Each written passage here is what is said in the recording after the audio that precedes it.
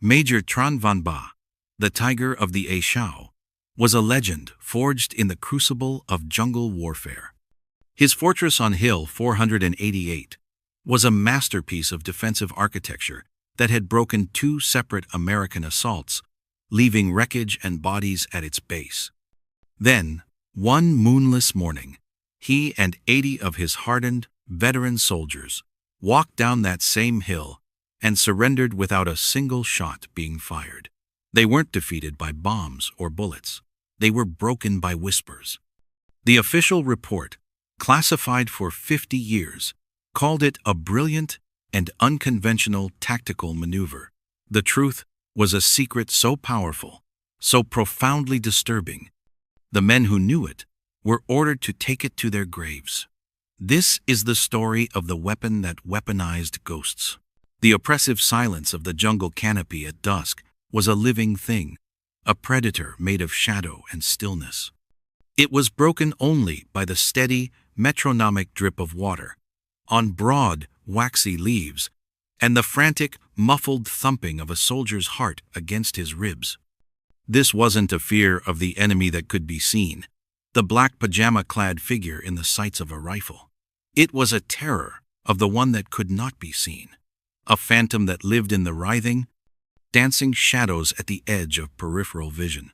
For the exhausted men of Alpha Company, 2nd Battalion, the enemy was no longer just the Viet Cong.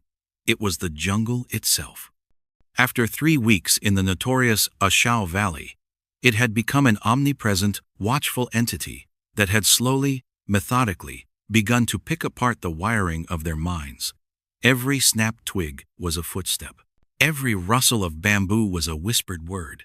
The humidity, thick and cloying as wet velvet, was a constant physical weight, pressing down on them, stealing their breath and soaking their fatigues until the fabric felt like a second clammy skin. Sergeant Frank Miller felt the shift in the air before he heard it, a subtle drop in atmospheric pressure that raised the hairs on his arms. He was a man of logic, a creature of frequencies and tangible signals. As a radio telephone operator, his world was one of squelch and static, of clear transmissions and coded commands that brought order to the chaos. He trusted his PRC-25 field radio, its olive-drab casing scratched and worn, the handset cord coiled like a sleeping snake. He did not trust superstitions. He did not believe in ghosts, but he could not ignore the creeping, viral dread that had infected his platoon. He watched as Private Connolly, a boy of 19 from the flat cornfields of Ohio, stared into a thicket of ferns with an unnerving intensity, his knuckles bone-white around the stock of his M16 rifle. Connolly hadn't spoken a full sentence in 2 days, not since their last patrol had discovered 3 government-issue helmets, arranged in a neat, ritualistic triangle. Each helmet was pierced by a single, clean hole, a wound inflicted without a fight. There had been no bodies, no tracks, no sign of a struggle. It was a message, a piece of psychological theater staged in the green cathedral of the jungle, and it was devastatingly effective. The platoon moved with a strained, unnatural quiet, each man trying to make himself smaller, to shrink into the suffocating green. The point man, Corporal Davis, a normally stoic man from Arizona, held up a fist, and the column froze in a tableau of suspended animation. Miller knelt, the 30-pound weight of the radio pressing him into the damp, loamy earth. He adjusted the squelch on his handset, the faint electronic hiss a familiar comfort in the unnerving silence. The air grew heavy, the constant, shrill chirping of insects seeming to fade away into a low, expectant hum. Then, the world exploded into a symphony of violence. The ambush was a masterpiece of cruel geometry. It erupted not from the front, where they were watching, but from the sides and the rear, a coordinated storm of automatic rifle fire that turned the narrow trail into a channel of death. Miller reacted on pure, drilled instinct, throwing himself behind the thick, gnarled roots of a banyan tree and pressing the handset to his ear, his thumb depressing the transmit button. Alpha 6, this is Alpha 25. Contact! Contact! Ambush! Grid 09 or 7. 3, 2, 4. We are taking fire from 3 sides. The words were automatic, a litany practiced 1,000 times, but his voice was tight with a surge of adrenaline. The firefight was a chaotic, close-quarters nightmare, played out in flashes of light and sound. Muzzle flashes flickered in the deep gloom, like angry, predatory fireflies. The distinct high-pitched chatter of AK-47s answered the deeper, heavier cough of the American M16s. Miller could hear men screaming, a sound that was horribly distinct from the yelling of commands. He saw Private Connolly, the quiet boy from Ohio, jerk backward as if pulled by an invisible string, his eyes wide with a final, terminal surprise as a dark flower bloomed on his chest. Miller crawled toward him, firing his own rifle in short, controlled bursts toward an enemy he could not see. But it was too late. The light had already gone from Connolly's eyes. The chaos intensified. Sergeants screamed for men to lay down a base of fire. Medics scrambled toward the wounded, and the air grew thick with the acrid smell of cordite and hot metal. And then, as quickly and violently as it had begun, it stopped. The shooting ceased. A profound, ringing silence crashed down upon them, broken only by the groans of the wounded and the frantic, metallic clicking of fresh magazines being slammed into hot rifles. They had been hit hard. 4 dead, 6 wounded. A full quarter of the platoon gone in less than a minute. But as they cautiously swept the area, a new, more insidious horror emerged. They found nothing. No enemy bodies, no blood trails, not a single spent cartridge casing from an enemy weapon. It was as if they had been fighting ghosts, phantoms who could deal death and then evaporate back into the jungle. The Viet Cong had vanished, leaving behind only American dead and a deepening, soul-crushing sense of psychological dread.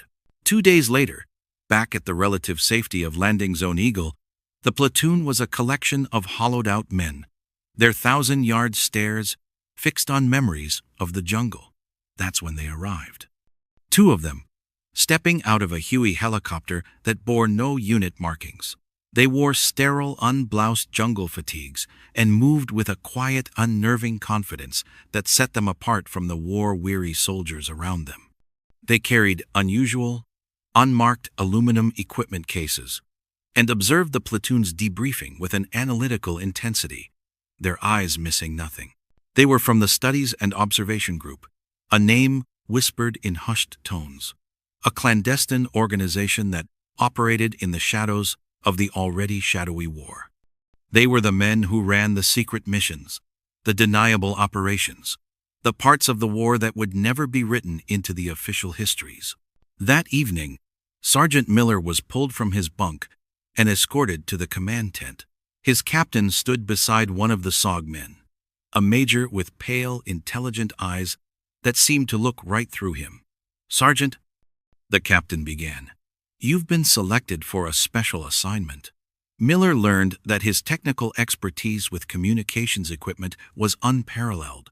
His service record was spotless, and a psychological evaluation he didn't even know he'd taken had marked him as highly resilient to unconventional stressors. The major, a quiet man named Harris, spoke for the first time. His voice was calm, measured, and utterly devoid of emotion. "We're running a new program, Sergeant. A non-lethal deterrent initiative focused on pacification." It was a cloud of euphemisms, words that meant nothing and everything all at once. Miller understood none of it, but he understood the gravity in the room. This was not a request. He was being reassigned. Major Harris slid a thick manila folder across the table.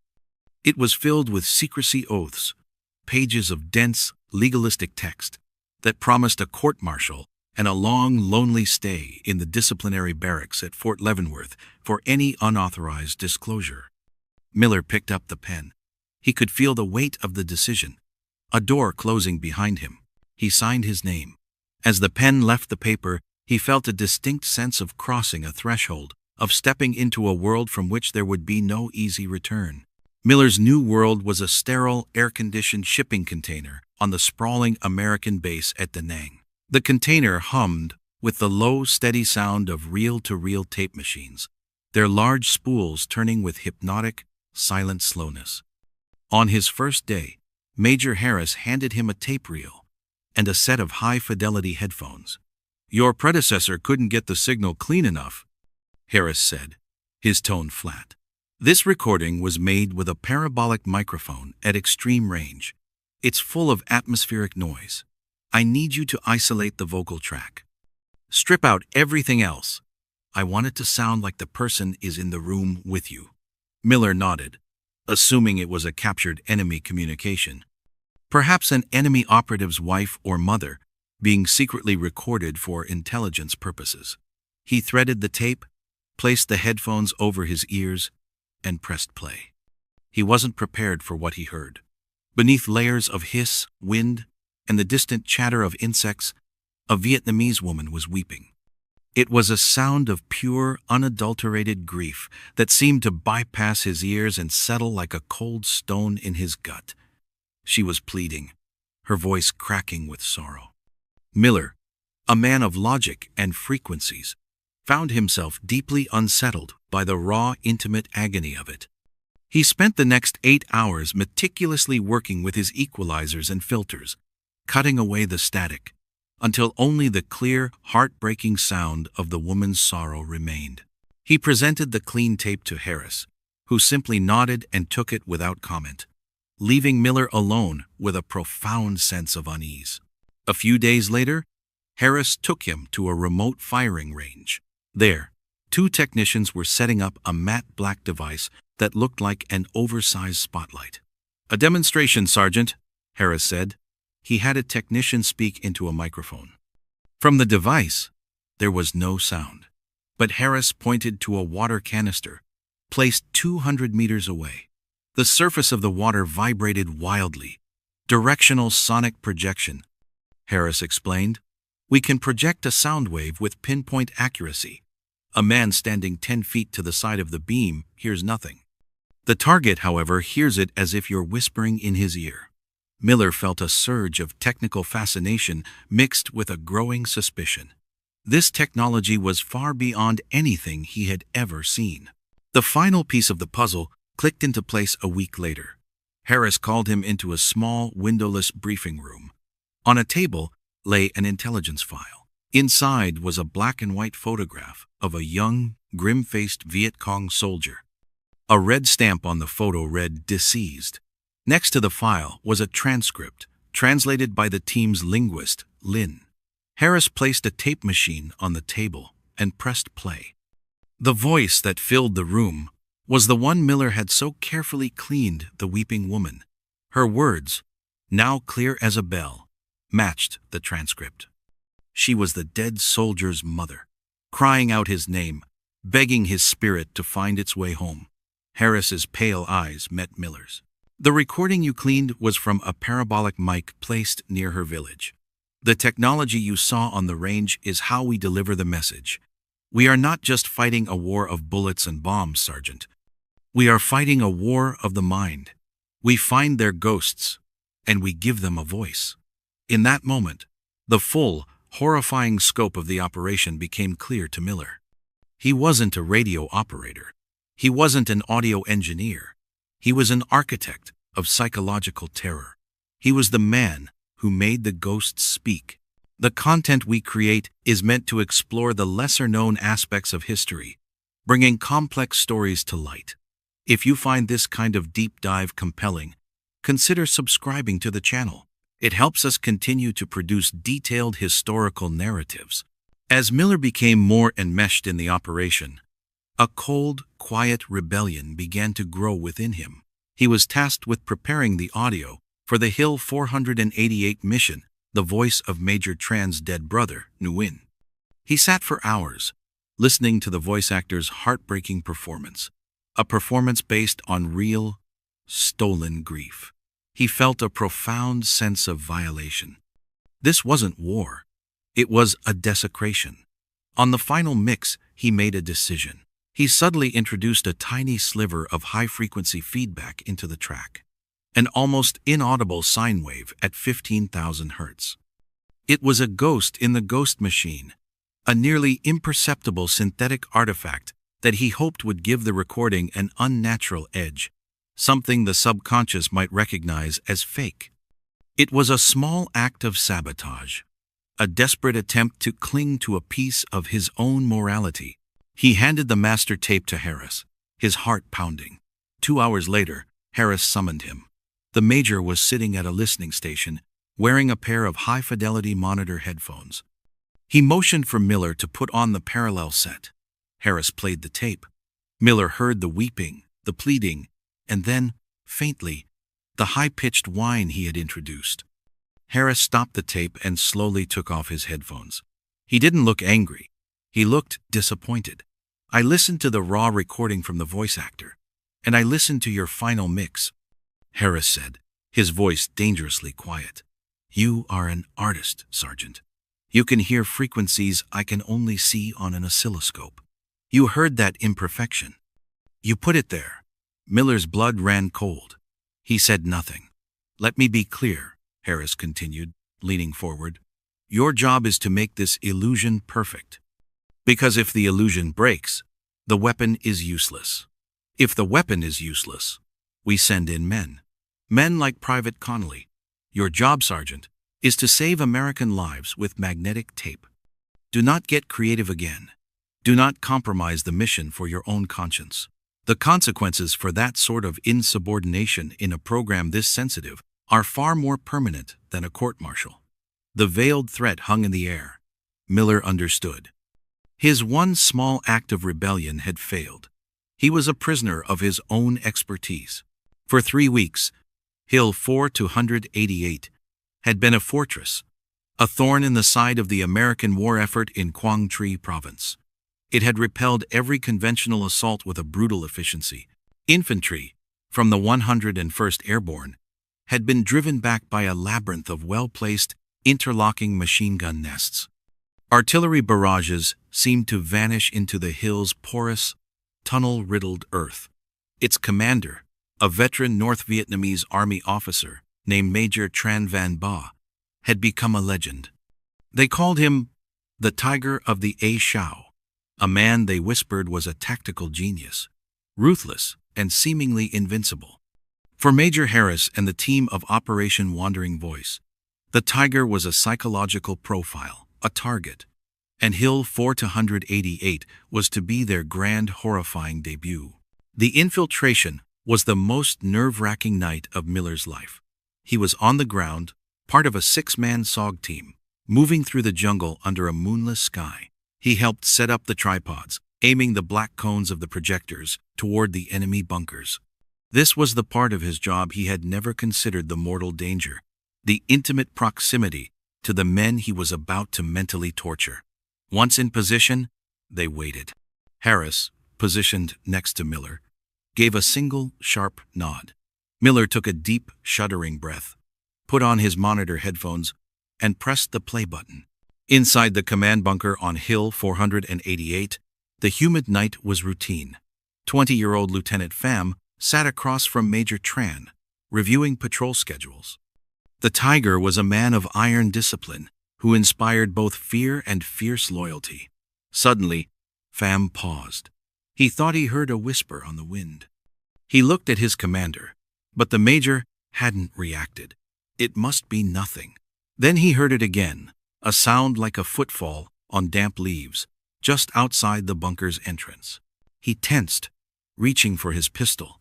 Major Tran held up a hand. "It is just the jungle, Lieutenant. Your nerves are frayed." But then, the main broadcast began. A voice, soft and sorrowful, drifted into the bunker, seeming to come from the very earth itself. "Ba? Brother, is that you?" Major Tran froze. The pen fell from his hand, splattering ink across the map. His face, normally a mask of stern command, went slack with disbelief, then contorted in horror. "It is so cold here," the voice whispered. Pham stared at his commander. This was not possible. A runner burst into the bunker, his eyes wide with terror. "Major, the men hear it too. They say it is the ghost of General Giap's lost platoon. The voice called again, louder now, more insistent. Why did you leave me, Ba? I cannot find my way home. Your war is keeping me trapped. Panic began to take hold. Pham could hear shouting from the trenches, then the unmistakable chatter of an AK-47 firing a panicked burst into the darkness. His commander, the legendary Tiger, was paralyzed, his eyes fixed on a point in the dark, whispering his brother's name, Nguyen. The disciplined unit was collapsing from the inside out, not from an attack, but from a memory. Pham saw a soldier run past the bunker entrance, screaming that the angry spirits of the mountain were upon them.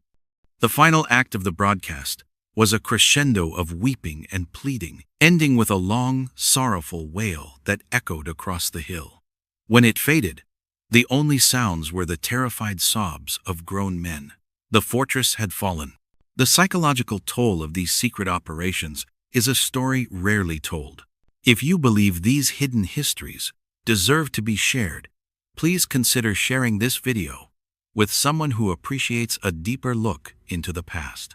In the sterile, fluorescent-lit debriefing room at the SOG compound, the captured Major Tran did not speak of tactics, troop numbers, or supply routes. He spoke of angry ghosts, of a dishonored spirit, and of the unpardonable sin of leaving family behind. His eyes were vacant, glazed with a terror that no amount of interrogation could break. He was a broken man. Miller stood in the observation room, behind a one-way mirror, and watched the man he had helped destroy. He felt no triumph, no victory. He felt only a cold, profound sickness that settled deep in his bones. The Tiger of the A Shao had been turned into a ghost in his own life. The operation was immediately deemed an overwhelming, almost unbelievable success. But instead of celebration, there was a palpable sense of fear among the high command. The weapon they had unleashed was too powerful, too unconventional, too dangerous, if it ever became public knowledge. The morning after the debriefing, Harris summoned his entire team. His face was grim. As of 0600 hours this morning, he began, his voice low and firm. Every aspect of Operation Wandering Voice, including its name, its technology, and the records of all field tests, has been classified at code word level. This was a classification above top secret, reserved for the nation's most sensitive intelligence, like the identities of covert agents or the technical specifications of nuclear weapons. Harris laid out the chillingly logical rationale. Firstly, if the enemy ever discovered it was a technologically sophisticated trick, the psychological power of the weapon would be instantly and permanently nullified. It only worked because the enemy believed it was real. Secrecy was its primary shield. Secondly, and more disturbingly, the methods could easily be construed as a form of profound psychological torture, a potential violation of Article 33 of the Fourth Geneva Convention concerning collective penalties and measures of intimidation. In the wrong hands, or if revealed to the public and the increasingly hostile anti-war press, it would create a political and diplomatic firestorm that could do irreparable damage to the war effort. This operation, Harris concluded, his eyes locking onto Miller's, never happened. There are no records, no tapes, no operation. Do you all understand? Miller's next task was the final nail in the coffin of the truth. He was ordered to write the official after-action report for the capture of Hill 4-288. Harris provided him with a template, a pre-written fiction, that he was to flesh out with technical-sounding details. He was to attribute the victory to a brilliantly executed surprise flanking maneuver and superior American night fighting tactics. He was to commend the fictional bravery of a non-existent reconnaissance team that had supposedly scaled the hill's sheer rock face. Page by page, Miller sat at a typewriter and hammered out the lie, his fingers feeling like lead on the keys. With each sentence, he felt a piece of himself calcify. He was actively, methodically erasing history, creating a sanitized, heroic fiction to bury a dark and morally ambiguous truth. He was no longer just a participant in the operation. He was now its chief custodian, a guardian of the secret. The real weapon, he now understood, was not the sound projectors or the magnetic tapes. It was the silence that surrounded them. A week later, Miller was awarded the Bronze Star Medal for his technical ingenuity and meritorious service in a combat zone. The citation spoke of his role in ensuring clear communications during the assault on Hill 488. Standing at attention as a general pinned the medal to his chest, Miller felt a wave of nausea. The commendation was a lie, a reward for an act of profound deception that he was beginning to see as a stain on his soul. He saw the program expanding. New, more advanced sonic projectors arrived. The intelligence gathering became more aggressive. He was tasked with training a new radio operator, a fresh-faced kid just like he had been. Miller had to teach him the dark arts he'd perfected, instructing him on how to manipulate frequencies to induce fear, all while hiding his own moral revulsion. He was now perpetuating the very system that haunted him. He was trapped.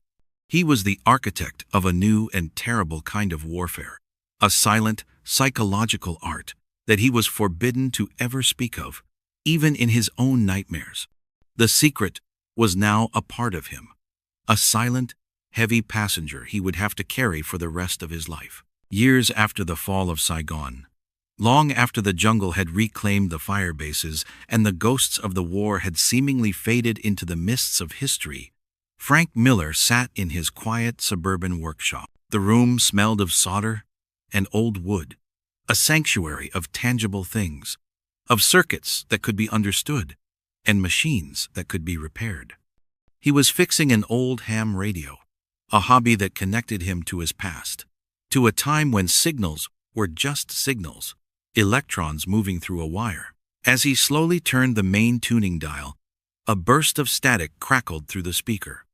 And for a single, heart-stopping moment, in the random hiss and pop of the ether, he heard a faint, pleading voice he knew he shouldn't recognize. His blood ran cold. His heart hammered against his ribs. It was nothing, of course, just a trick of the mind, the brain's desperate need to create patterns out of chaos. But the secret he had carried for decades had conditioned him, left him permanently tuned to a frequency of ghosts. Miller had built a life on the surface of silence. He had a loving wife, 2 successful children, and a respected business. He was a pillar of his community, a quiet, respected veteran who never missed a Memorial Day parade. But no one knew the truth of his service. He had never told a soul. Not his wife, who sometimes woke in the middle of the night to find him staring at the ceiling, and would ask him what was wrong. Just a bad dream, he'd always say. He never told his children when they were young, and asked what he did in the war, giving them the same sanitized stories of being a simple radio man. He never spoke of it to a therapist at the Veterans Affairs, where he went for his annual checkups. The secrecy order, signed in a dusty office in a war-torn country, half a world away, had not expired with the end of the war. It had become a permanent part of his psychology, a locked room in his own mind to which only he held the key. He was a man living a double life, where the second, secret life was the only one that felt real. The memory of Operation Wandering Voice was a constant, low-level hum beneath the surface of his daily routine. Sounds affected him in ways others couldn't understand. The whisper of the wind in the trees at night, a child crying in a distant house, the ethereal warble of a theremin in an old science fiction movie.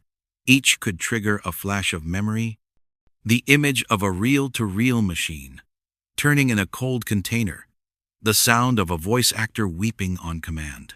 He was plagued by the ethical weight of his actions, a question that had no statute of limitations. Did he save American lives by breaking the enemy's spirit? The answer was almost certainly yes. But did he, in the process, inflict a wound far deeper and more lasting than any bullet? That answer was also, undeniably, yes.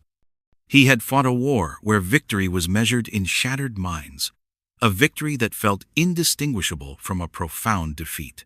The story of the Vietnam War has been told many times, but there are always more layers to uncover. If you have a story or a perspective from a conflict you think the world needs to hear, please share it in the comments below. Your insights help build a more complete picture for our entire community. He would occasionally read books or watch documentaries about the war, a form of self-punishment. He saw the familiar terrain, heard the familiar jargon. He once watched a segment on the brutal fighting in Quang Tri Province and saw a brief mention of Hill 488. The narrator, in a deep, authoritative voice, spoke of a classic infantry assault that overwhelmed the enemy position with courage and tactical surprise. An old graying general, a man Miller recognized from the high-level briefings, appeared on screen and praised the unconventional and brilliant tactics of the American forces. Miller felt a bitter, hollow laugh rise in his chest.